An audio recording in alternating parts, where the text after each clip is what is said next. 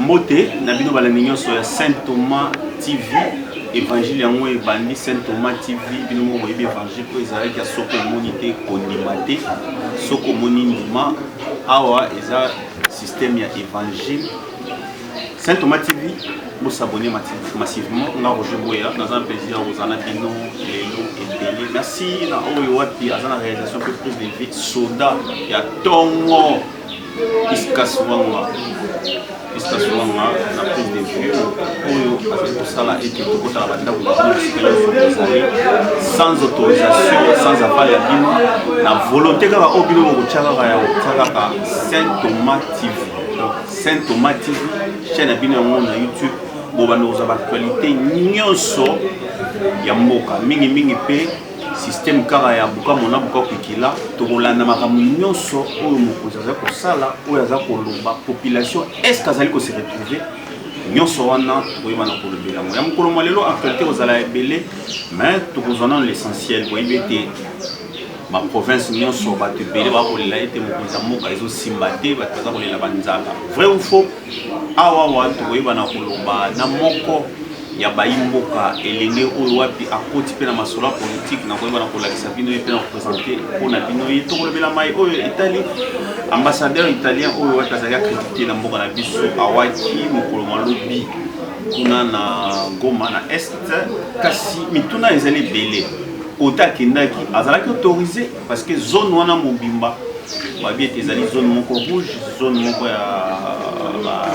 turbulence ebele mpo nani akendaki est-ce azwaki mokano sécurité ezalaki assuré mayemanso wana tokoyeba na kolobela ngo mpo na nini gouvernement na biso mbala moko basote koloba ete bazali komitungisa na pasi oyo ekomeli ambassadeur italien alors que bandeko na biso ebele est baza kokufa tozali komona sota shombala moko te na bakonzi na biso tokoyeba na kolobela ngo awa na kati ya émission na bino ntango ekoki na kati ya chaîne na bino Saint Thomas TV buka mona buka kuikila so communauté kondimati voilà awa tozali na moko bayimboka oyo wapi tokoswa naye na mayematali mboka ye komona ye Joël kasi tokosenga mingi ye moko ayeba na kose présenter mingi po ete koyeba ye mwana mboka mbote nawo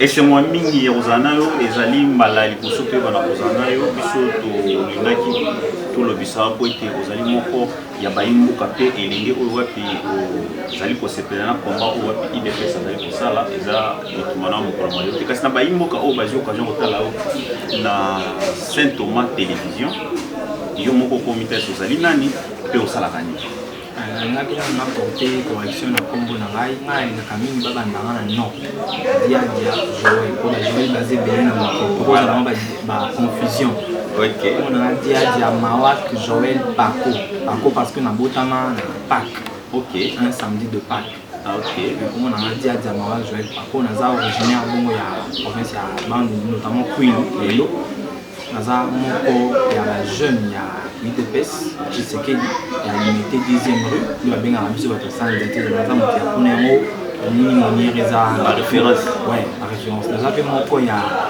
Ligue des jeunes ya Matete awa section Matete fédération Mont Amba et puis naza lisusu ingénieur en informatique naza informaticien mais nazo continuer ma formation dans l'informatique parce que autant aussi la naza étudier internet.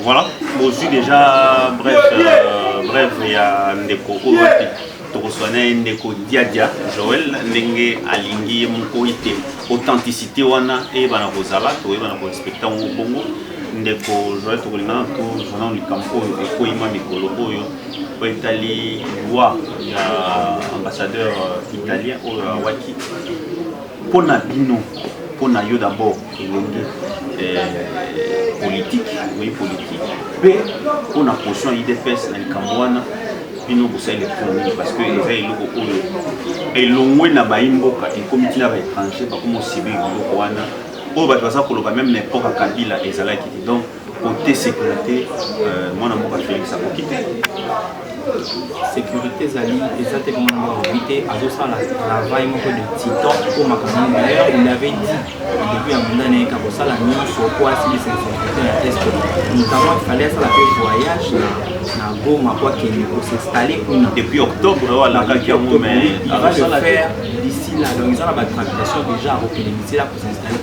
Le chef de l'État ça a la promesse pas d'abord na bossa ni na bani Mwambangu na représenter ba condoléances na ngai na pas ya famille ya ambassadeur en Italie à Kofi et ça dit pendant makasi pour tout le monde a mboka na biso officiel notamment pour Azali avec c'est une grande personnalité et notamment Azali a représenté pays comme l'Italie awa pays l'Italie c'est un grand pays, c'est un pays à Lamba, c'est un pays à Maroc, c'est un pays européen très hospitalier malgré Salami Bongo qui est notamment il faut que à part Italie, à part l'île, c'est-à-dire à Italie, il y a aussi un garde-corps allié à Koufaki et il y a aussi un chauffeur congolais à Koufaki.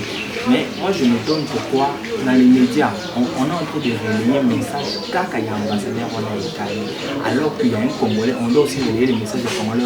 Il y a beaucoup de Congolais qui meurent chaque fois. Oui. Donc on doit se battre pour sécuriser les cibles. Et puis les Camerounais en sécurité, il ne faut pas tout le bien faire le chef de l'État. Le chef de l'État, lui, il ne veut pas, lui, il est mon chef de l'État,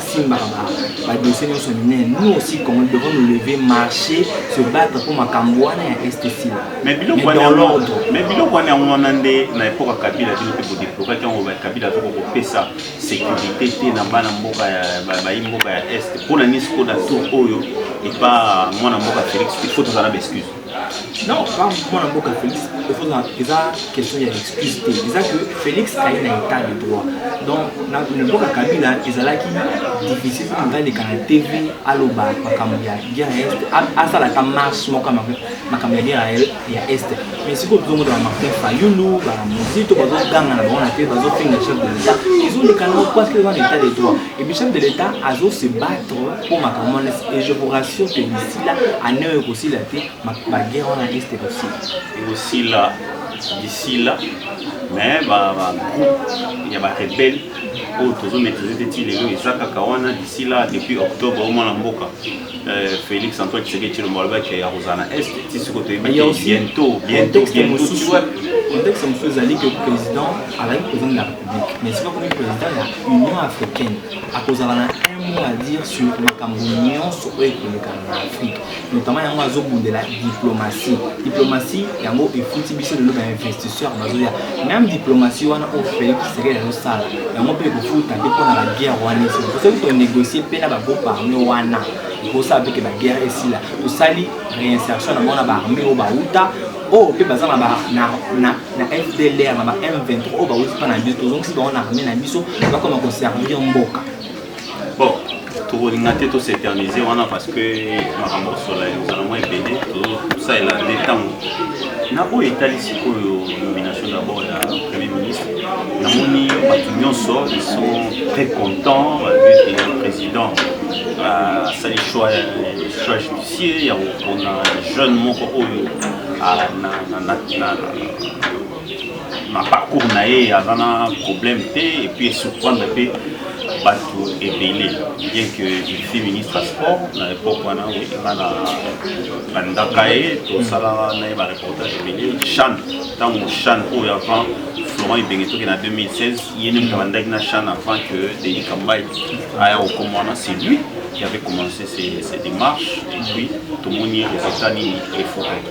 Mais tout le monde est lopé par un jeune qui est belé, comme on a dit, il faut pas qu'on c'est le fait seulement d'être jeune sur le plan intellectuel, tout même sur le plan physique, parce que tout le monde est jeune sur incompétent, mais va vivre sur la maturité, dans mental il y a jeune. Ce que tu as battu, jeunesse en haut du sol à Congolais tout là. Et ça sur le plan physique, tout sur le plan intellectuel, pour la technologie sika. Na makambo sika na katia parce que ndenge ba autonomie awa tous les gens attendent que ba mo na katia gouvernement na mutu ya 80 ans mutu ya 50 ans ba ni mo na ke non ba 30 40 na katia gouvernement. Na habité yo ndenge zo tangi la lecture ne ba Congolais ba za au monde là. Squelette il y a gouvernement. Il faut ça la bombe tourner.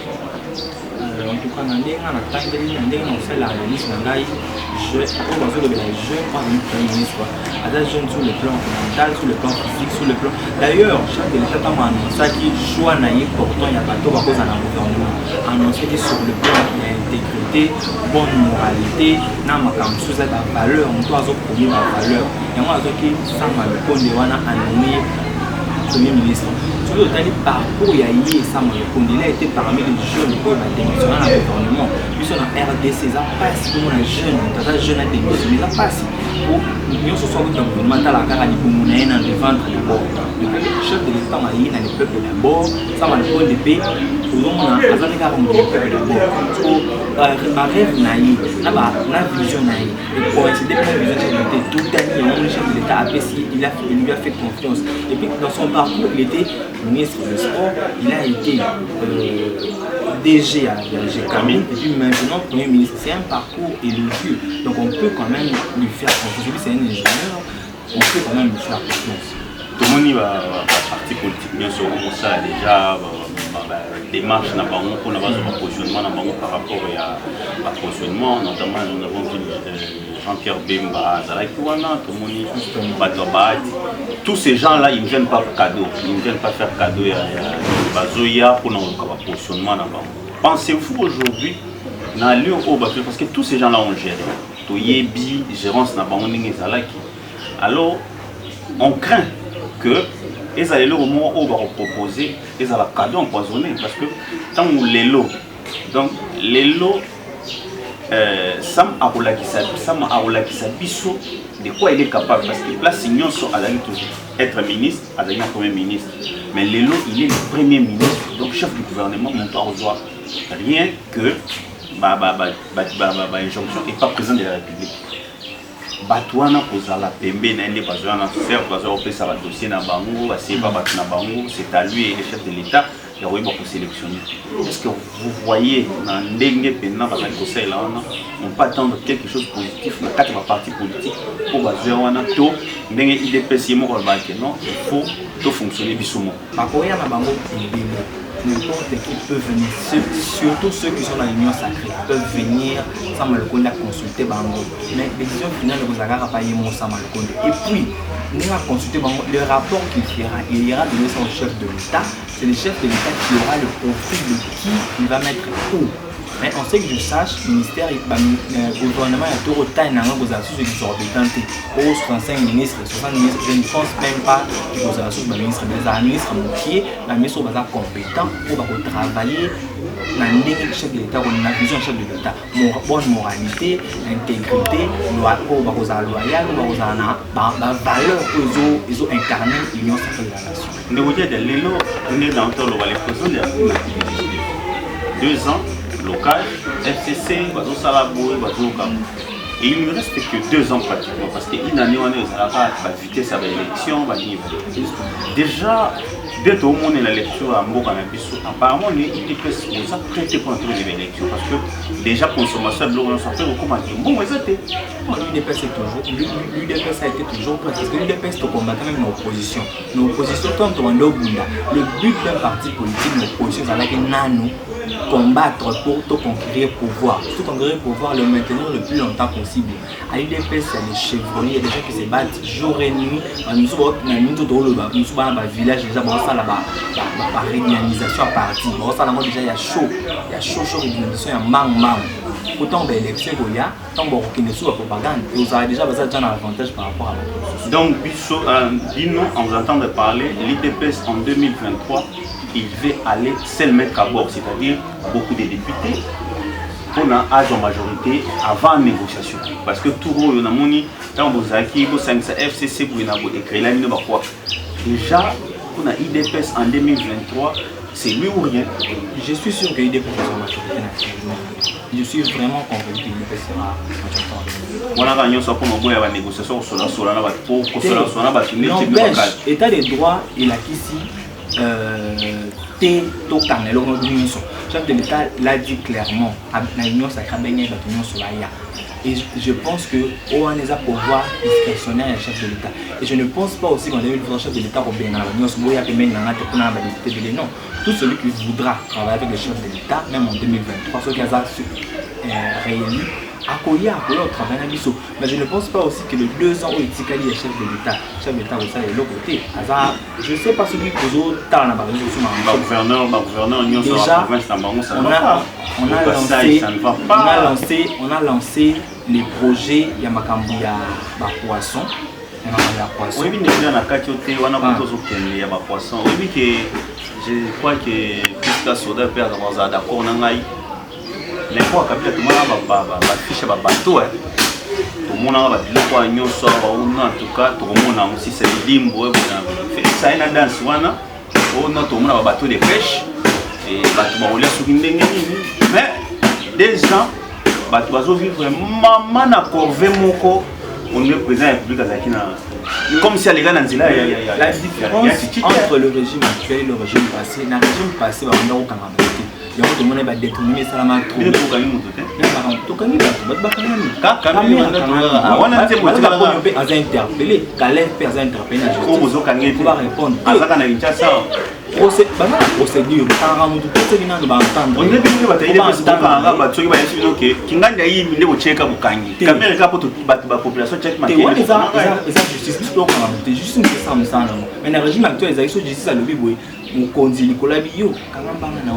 même année à combien qu'on intervient dans la justice. Mais si quoi justice est indépendante, il y a un pays ça veut pas dire état de droit. État de droit c'est il y a mon co. Ce qu'il faut bien interpeller par interpeller sur ça. Maintenant ba benga na makambo caméra na moi il parce qu'il est caméra tanga il est impliqué de combien de fois ni de loin ni de près. Caméra a eu personne attendait là qui mais c'est lui qui gérait l'argent.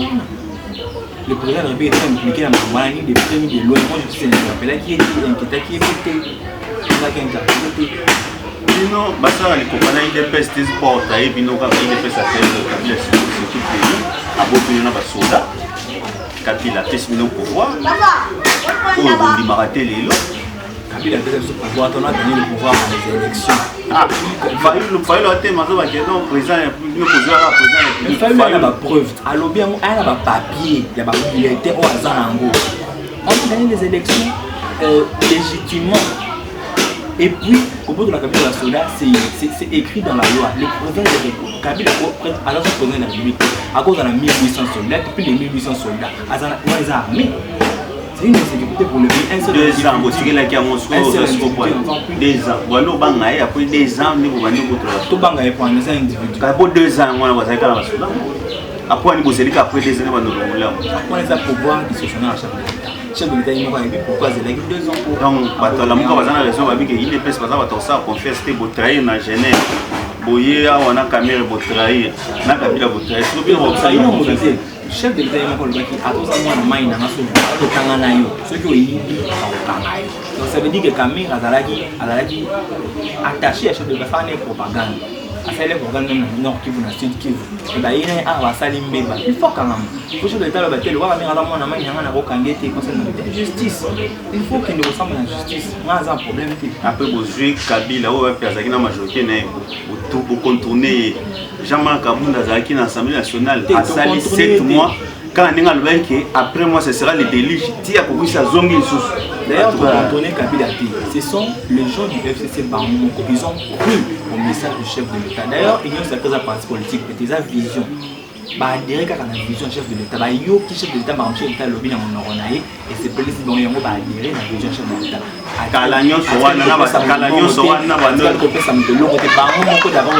Mais le chef de l'État n'a pas changé pour depuis Kalalobaka que non boya tout ça. Rwanda on m'a dit que si qu'on est limite. Mon lire à l'obéi va dire 15 000. Mon lire a bien raison il y a le bilan qui m'a dit que chef de l'État ça me dit et oui chef de l'État a me demandé à Zarabo à droit. Très droit. Mais mon lire a dit très 15 000. On a regardé la baisse n'est pas mais ça la baisse n'est pas TV. Il a ça baisse mais ça va voir il y a baisse trop il y a G trop a éviter que ça va me coller à député il y a baisse trop à ça on va vivre internet on va batailler va sec le chef reste droit alors pour gérer la table et loko on sali pas ces années Kabila azana basoda 2 ans akina bango a inquiété binoté mbala moka boye ofungoli d'abord GLM ofungoli lelo puisque si parler de la nation comme passage omoli babiloko nyonso wana ebandeko inquiété bino bandeko gêné binoto ndenge et maintenant je n'ai vu sauter ça ce sont parmi les choses de créer l'insécurité dans le monde individuellement à cause de la et ça que beaucoup de monde s'est plaigné de ça, beaucoup de monde parlait de ça. Et la justice, c'est même pas les chefs de l'État, c'est la justice qui a trouvé mieux pas Kende, pas récupérer. Les chefs de l'État, c'est qu'à ordre, bon Kende, bon ballon, bah soudain ballon, bah zone là. Bah nous quand on ramène la mission, pas bien ni bon hôtel, bah quand on ramène la mission, bah ça bah soudain il y a garde républicain, bah sécurisera chef de l'État, présidence non. L'institution on a pris, bah soudain il y a institution présidence. Augustin Kabouya avec les militaires, simple citoyen, secrétaire à parti politique, mais en tant que soldats, même les soldats au président de la République, on a Kabila policier, un ex-président, sénateur à vie, les soldats, les police, mais Augustin Kabouya, il faut Augustin Kabouya, je pense que c'est normal, je pense que les soldats ont basé sous attribution, je pense que les soldats ont eu comme je pense pas que les soldats ont moi parce qu'il est le secrétaire général à partir. Donc il peut être un homme d'affaires. Kabouya est un homme d'affaires quand on a pouvoir. Il peut être un homme d'affaires. Parce que l'IDPS va faire croire Bisso toutes les années que l'eau est là qui est qu'on appelle. Quand la wana fait que ça la campagne privée, on a remis au salaire privé. Mais bien le bureau, tellement qu'on a IDPS. Au téléménage, on a IDPS, Augustin Kabouya, Moura, Kabila, la police. Je ne sais pas pourquoi ils ont Moura, mais je pense qu'il y a Moura fouta. Je ne pense pas qu'il est temps de fouta. Mais pour la ligne, il faut que Kabila peut proposer à Bino en monter bon Bondima. Il faut proposer à non, Bino Boké d'abord, Boké à la fin vite parce que avoir les Soudan, ils sont longs. Et vous à la maman, nous voyons même des civils. Ah, on a des soldats. Pour la ligue, il est citoyen congolais. Il doit proposer ça. Il est quand même dans les médias. Pas le mélange. Tout le monde c'est quelques mots, soit social, il y a peuple congolais. Puisque c'est toujours qu'il y a mais pour social, il y a population. Ah, on a peine tomate et des évangiles. Il y a ceux qui ont monté au Nimati. Aux autres, on a dit que ah, bateau de pêche et Zoya. Oui, c'est biso mais dans la province, les gens pleurent. Tous à Kassai, n'en parlons pas. Côté Yemoko fief na écoute. Et là, au moins, on va zéliter. Na Katanga kuna kutu. Insécurité pour te commis sous na est pour toi na pour bossana na Kinshasa a pour n'engue zambo et l'impi bisoka na système à transport vous avez 500 fois mais panier ménager et là il y a aussi un autre problème le social il y a en avant il y a la sécurité la stratégie à Maloba la sécurité des stratégies des logiques à Makamou Salamaka social pour ayant ma casse. C'est perdre à expliquer logique quoi on dit maka été pour que vous avez incompétent biso les autres on a pouvoir bon on va changer. Et bon on a 18 ans tout le monde m'a remplacé biso on a 18 ans nous avons 2 ans on a raison nous avons 2 ans pas tous la zone 2 ans éducation au salaire. Bon j'ai biso on a fait un mandat na biso so na femme na biso ça le côté on a tout le bac mais je ne pense pas que la femme na tout ça le côté tout ça est différent dans d'autres manières sur ça. Il y a soit des moutons. Pour la diplomatie, ils ont monté. Chez l'État à vendre bien ça faisait combien de temps pour toi qui n'a pas relation bien que nous payé nous. On est étonné si le moment congolais. Il se passe pour ma ramener sur Yat et bon, il va dans la baraque. Ma ramener sur la baraque car du jour au lendemain, c'est un processus là ici et donc ça la mara sans interruption. Donc et donc pour ça la sans interruption, il faut ça la mara chaque jour. Chef d'État hasard moto azo ça la diplomatie chaque jour et le tout monde qui tant on le makambo ya social même en mode zomonati. On voit la Banque mondiale, sur la Banque mondiale les lots à comment qui en mesure la cause mon naï ou à l'oral à repérer sa société comment mesure à repérer sa société bon ce qui les lots makamuzo kende ce les lots FMI c'est porté grand à cause bon naï à des sous ou après ça rabiso embargo à repérer ça rabiso sous bon c'est grâce à la diplomatie du chef de l'État. Le chef de l'État grâce à la diplomatie a fait que la partenaire la zonga les lots comme on peut soutenir c'est pas en vain c'est pas pour rien. S'il y a un message pour couper ça dans la jeune en tant que jeune IOP. Pourquoi ça va limiter sur un message pourquoi passer la population à travers l'émission où je crois qu'on aura encore les temps là tout sur la sur le plan politique, même dans le domaine IOP en tant qu'ingénieur, tout sur la mort pour le vanille dans Saint-Thomas-TV. En partant de l'eau pour évoquer, d'abord j'aimerais dire aussi je suis président d'une AXBEN, Dynamique Jeunesse Émergente. Par rapport à ça, Nana toujours les jeunes basala indépendants. Il y a autrement les lois pourquoi? Parce qu'ils ne sont pas indépendants. Nous, en étant politiques, nous étant hommes d'État, nous étant le nous envie, tous à la grande personnalité à pays tout inculquer la jeune culture y a indépendance, même dans nos universités. Et ça l'a été que ma professeur, autant que ça va étudiant, yo somara c'est la mise tout ça pose à la diplômée tout temps ça va étudier le base à la créateur d'emploi pour le niveau cannabis sur la chômeur là qui base à la qui les a été devenu 10 000 informaticiens 10 000 il y a droit tout ça va CVG l'honneur pour pas qu'il n'a pas fini on va charmer la foule. Nous-mêmes les jeunes nous devons aussi être les créateurs d'emploi de demain. Nous aussi nous devons nous battre pour garantir la aussi dans la commune de par exemple la Matete Awa pour nous avons un casse pour nous fossile la commune à qui pour nous avons un casse pour nous fossile il faut plus mon budget tous aura la part tout le monde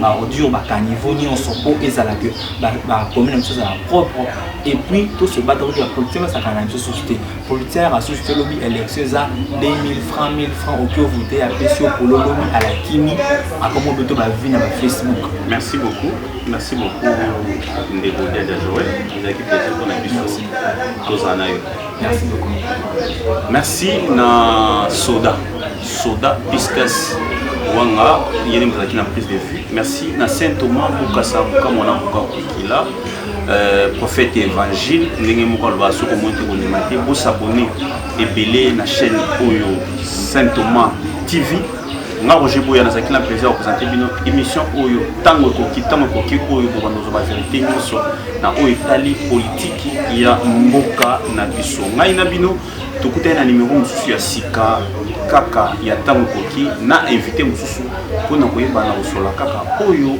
matali politique à travers la 5 continents nyonso so bola ndeki biso bo zangate kokomela biso na numéro wana pe tokoyeba na koyanola tokoyeba pe na kosala mosala oyo wapi bino mozali koluka boye boto bondeko koma bota mabino